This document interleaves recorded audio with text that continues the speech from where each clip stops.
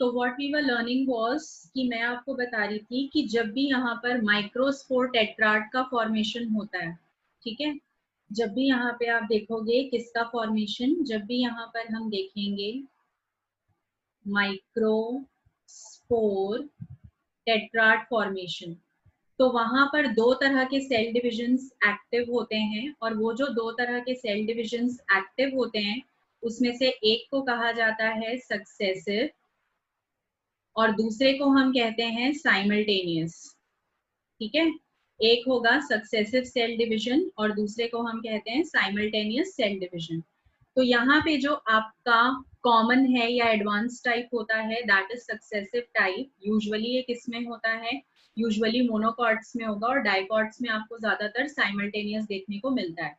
तो ये सक्सेसिव और साइमल्टेनियस का मतलब क्या है, देखिए जब हम सक्सेसिव की बात करते हैं तो जैसे ही मियोसिस 1 होगा, मियोसिस जो है वो दो स्टेजेस में खत्म होता है, मियोसिस 1 एंड मियोसिस 2।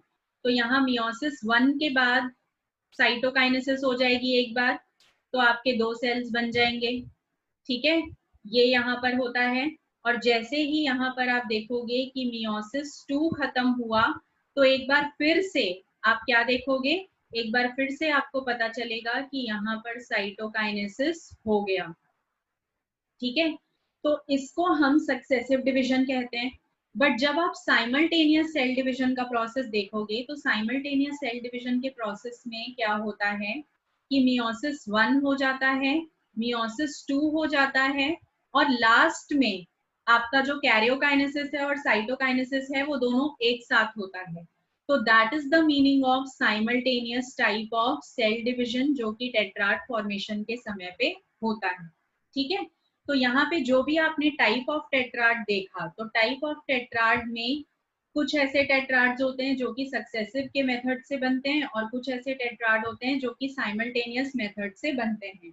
तो ये साइमल्टेनियस और सक्सेसिव सेल डिवीजन का मेथड भी आपको पता होना चाहिए। ठीक है, आफ्टर दिस हमें जो बात करनी है वो बात करनी है about structure of pollen grain.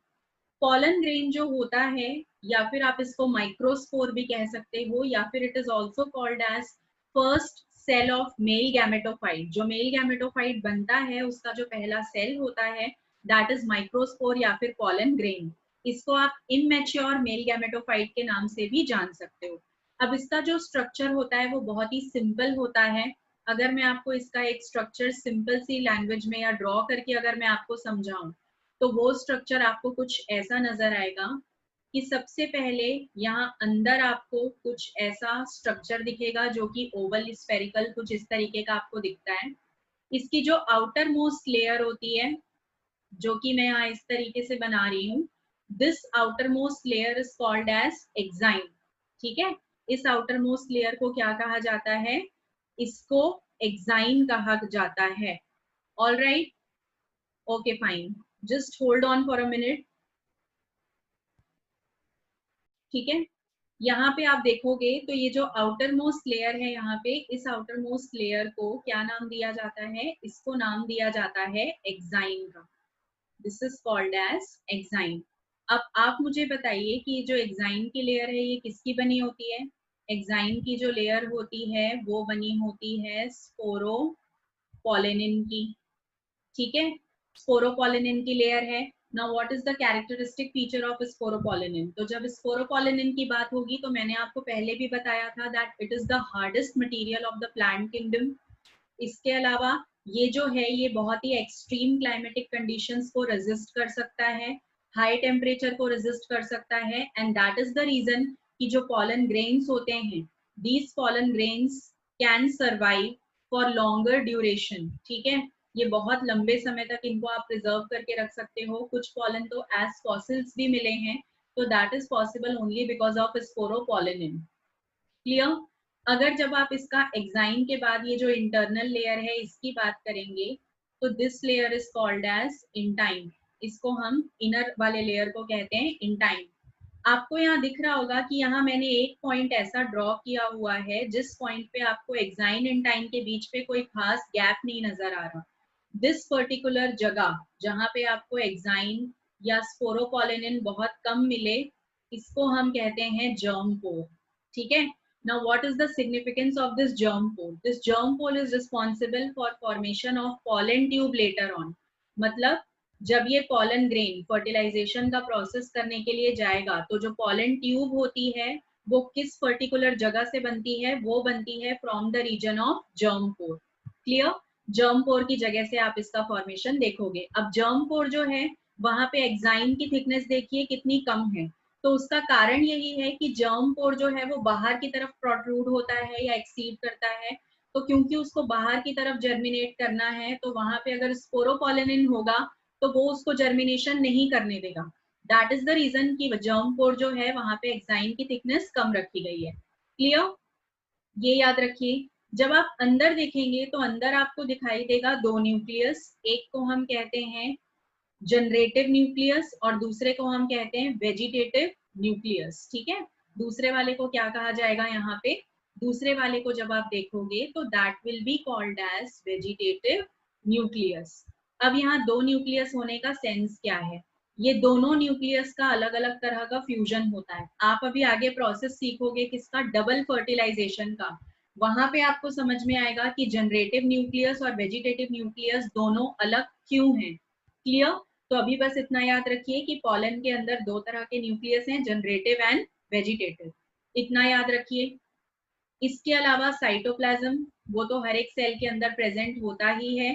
तो ये सारी चीजें आपको किसके अंदर दिखाई देंगी या किसके स्ट्रक्चर में दिखाई देंगी?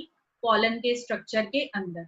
अगर मैं आपको इसका एक व्यू दिखाऊं कि ये कैसा दिखाई देता है पॉलन, तो वो आपको कुछ ऐसा दिखाई देगा जब आप पॉलन का 3 डायमेंशनल स्ट्रक्चर देखोगे. तो यहाँ पे सेक्शन में आपको दिख रहा होगा आउटर कोट जिसको लिखा गया है. That outer coat is called as what? Outer coat को ही हम क्या नाम देते हैं? आउटर कोट को यहाँ पर नाम दिया जाता है एक्साइन का. ठीक है. वैसी जब आप बात करोगे इनर कोट की, तो आपको पता है कि इनर कोट मतलब किसकी बात की जा रही है? इंटाइन की बात की जा रही है.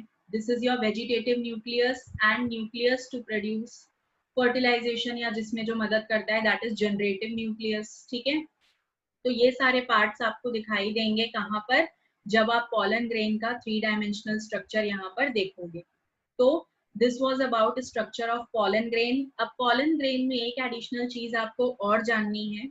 वो चीज जो आपको जाननी है वो ये है कि कौन सी लेयर किसकी बनी है. तो जो एक्साइन है वो स्पोरोपोलिनिन की बनी है. यहाँ पर आप इस बात पे जरा फोकस कर लीजिएगा. कौन सी बात पे?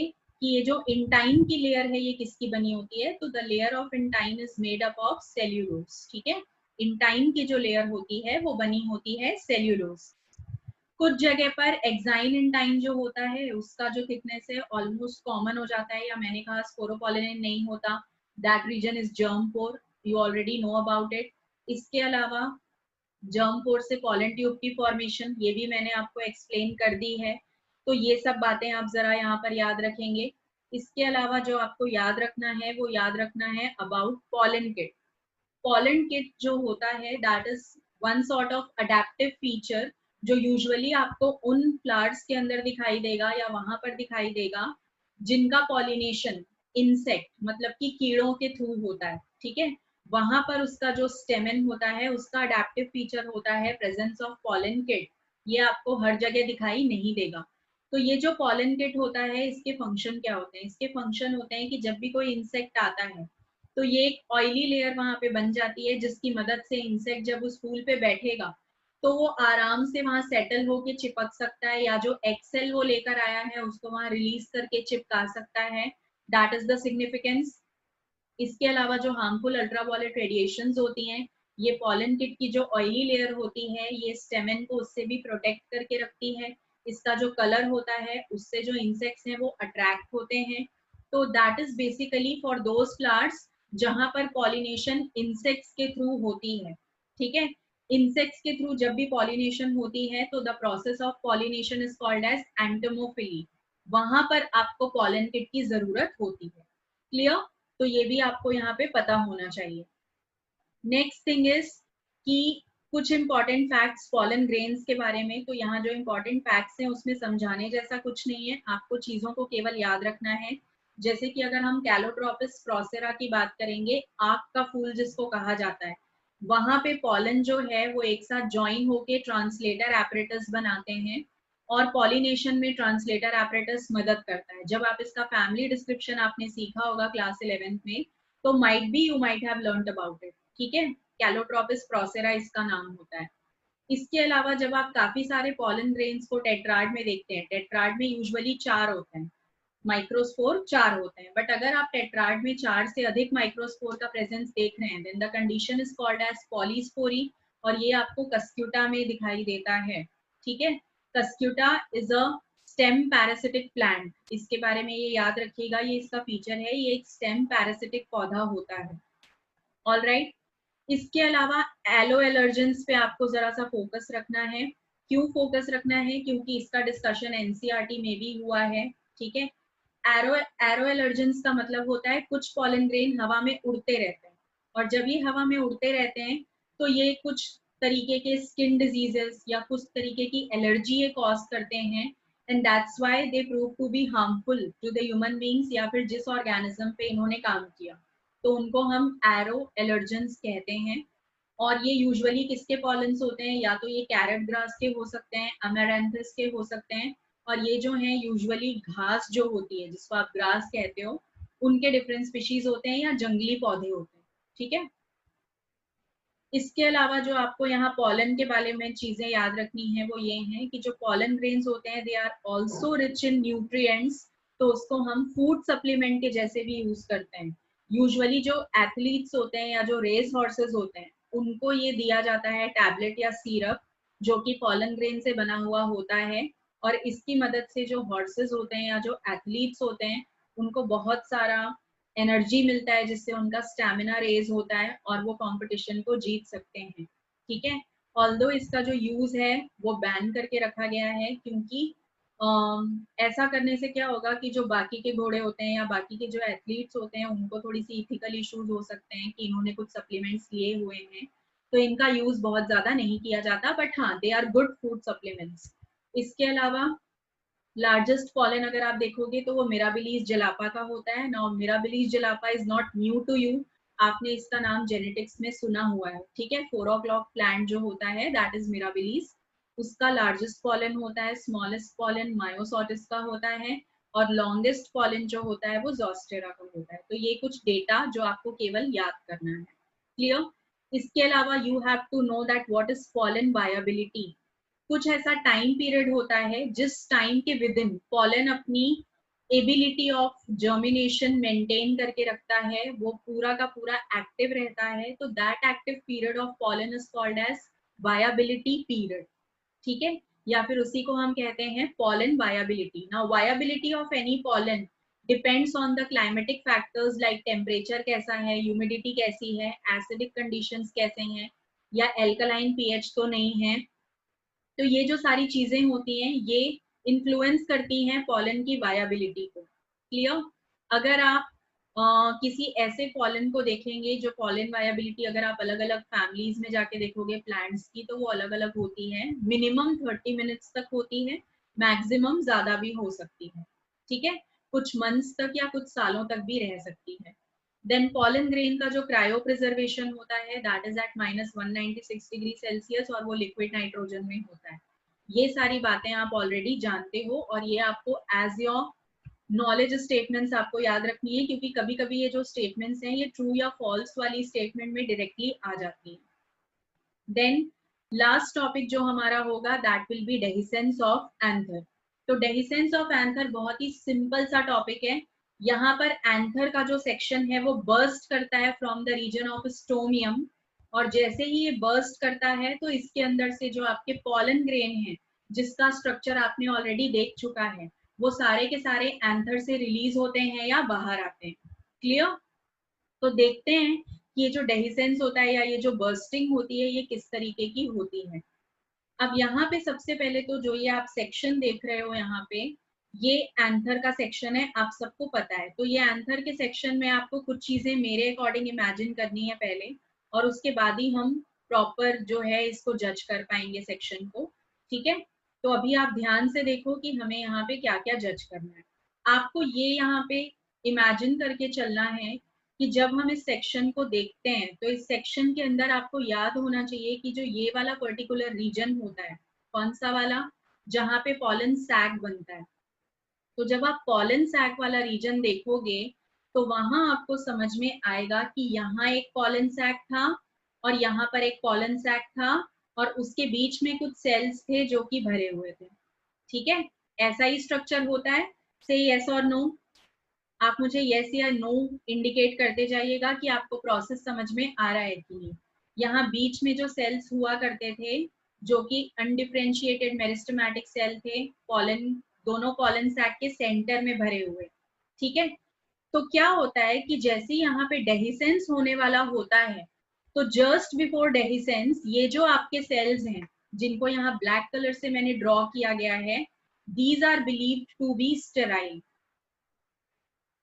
ठीक है, ये जो सेल्स हैं इनको हम स्टेराइल मानते हैं। अब स्टेराइल का मतलब होता है they are not capable of fertilisation. तो सबसे पहले इनका डीजनरेशन हो जाएगा, ये सब के सब क्या कर जाएंगे, डीजनरेट कर जाएंगे। अब जैसे ही ये वाले सेल्स का डीजनरेशन होगा तो आप समझ जाइए कि जो दोनों पॉलन सैक थे, अब ये दोनों pollen sac single pollen sac में चेंज हो जाएंगे। ठीक है, सिंगल पॉलन सैक हो जाएगा और उसके अंदर जो आपके पॉलन है वो तो भरे ही हुए हैं, आप देख रहे हो। लेटर ऑन अगर आप इस एंथर का स्ट्रक्चर पूरा देखो तो ये वाला जो हिस्सा था ये मैंने आपको बताया था कि ये स्टोमियम होता है। यस और no, this particular part was stomium. और मैंने आपको क्लियर किया था कि जो स्टोमियम वाला पार्ट होता है वहां पर कैलोस फाइबर के थिकनिंग नहीं होते हैं सेल्स के ऊपर, वहां पर सेल्यूलोज का डिपोजिशन सेल्स के ऊपर अत्यधिक नहीं होता है, तो मतलब इनका वॉल थिन या पतला रहता है।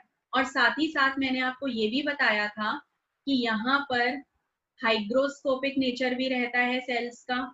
ठीक है, तो using this hygroscopic nature and undeposition of callose, मतलब जो वहां पर नहीं था, इनको यूज करके जो पूरा प्रेशर है अंदर वाले पॉलन का वो कौन से हिस्से पर पड़ता है, वो स्टोमियम पे पड़ता है। ठीक है, वो पूरा प्रेशर कहाँ पड़ेगा, स्टोमियम पे। तो बिकॉज ऑफ दैट टेंशन ये जो स्टोमियम वाला रीजन है ये बर्स्ट कर जाता है। क्लियर, यहाँ पे आप क्या देखोगे कि ये जो स्टोमियम वाला रीजन है ये बर्स्ट कर गया। अब जैसे ही ये स्टोमियम वाला रीजन बर्स्ट करता है तो यहाँ पे जो पॉलन अंदर की तरफ बने हुए रखे हुए थे, ठीक है, सपोज यहाँ पर कोई एक ऐसा पॉलन है जो कि अब मेच्योर हो चुका है, all this mature pollen, pollen grain जो बन चुके हैं, अब ये कहाँ पर आ जाएंगे, ये बाहर आ जाएंगे। और ये क्यों बाहर आ सके, क्योंकि स्टोमियम के रीजन से क्या डेहिस हुआ या फिर किसकी बर्स्टिंग हुई, एंथर के सेक्शन की। तो जो दोनों पॉलन सैक सिंगल हो गए थे उनके अंदर जितने भी पॉलन थे, now they are going to liberate out, मतलब अब वो बाहर आ जाएंगे। This particular process is only termed as dehiscence of anther. ठीक है, याद रखिएगा। और एक चीज जो आपको यहाँ पे याद करनी है वो ये याद करनी है कि यहाँ पे जब आप डेहिसेंस देखते हो तो यहाँ पे क्लियर कट आपके लिए मेंशन किया गया है कि ये मेच्योर एंथर का डेहिसेंस है। तो याद रखो कि जब आप मेच्योर एंथर और यंग एंथर देखोगे तो आपको डिफरेंस क्या मिलेगा। अगर आप यंग एंथर देख रहे हो तो उसमें आपको 4 पॉलन सैक मिलेंगे। ठीक है, और अगर आप मेच्योर एंथर देख रहे हो तो मेच्योर एंथर जो है वो डेहिसेंस के लिए रेडी होता है, तो वहां पे आपको 2 पॉलन सैक मिलते हैं क्योंकि बीच का स्टेराइल टिश्यू डिसॉल्व हो जाता है और दोनों पॉलन सैक सिंगल हो जाते हैं एक लोब के। ठीक है, तो दैट इज द रीजन कि जब आप यहाँ पे यंग वाला एंथर देखोगे तो आपको वहां 4 पॉलन सैक दिखाई देता है, जब आप मेच्योर एंथर का सेक्शन देखेंगे तो आपको 2 पॉलन सैक दिखाई देंगे, एक राइट हैंड साइड पे और एक लेफ्ट हैंड साइड पे। तो now this process of dehiscence is clear to you all. क्या ये प्रोसेस आप सबको अभी समझ में आ गया है अच्छे से, यस और नो, क्या ये प्रोसेस सबको क्लियर हो गया है? अगर कोई भी डाउट है तो आप मुझे अभी पूछ सकते हो। Is this process clear? All right, अब जब हमारी नेक्स्ट क्लास होगी तो क्योंकि हमने यहाँ पर डेहिसेंस ऑफ एंथर तक की चीजें डील करी है तो हमारे पास मेल रिप्रोडक्टिव सिस्टम में एक ही टॉपिक बचा हुआ है, दैट इज मेल गैमेटोफाइट का डेवलपमेंट। ठीक है, डेवलपमेंट ऑफ मेल गैमेटोफाइट ये हमें देखना है। अब उसमें प्री फर्टिलाइजेशन चेंजेस क्या होते हैं, पोस्ट फर्टिलाइजेशन चेंजेस क्या होते हैं, वो हम जज करेंगे इन द नेक्स्ट क्लास। तो अगला जो लेक्चर होगा that will be dedicated to development of male gametophyte. Priya, dehiscence का मतलब होता है बेटा बर्स्टिंग या ब्रेकेज। तो यहाँ पर बर्स्टिंग या ब्रेकेज हो रहा है एंथर का, और उसके बर्स्टिंग या ब्रेकेज की वजह से या डेहिसेंस की वजह से, जो प्रॉपर टर्म है उसकी वजह से, जो पॉलन ग्रेन है वो सेक्शन से बाहर आ पाता है। क्लियर? फाइन। तो नेक्स्ट लेक्चर में हम डील करेंगे अबाउट डेवलपमेंट ऑफ मेल गैमेटो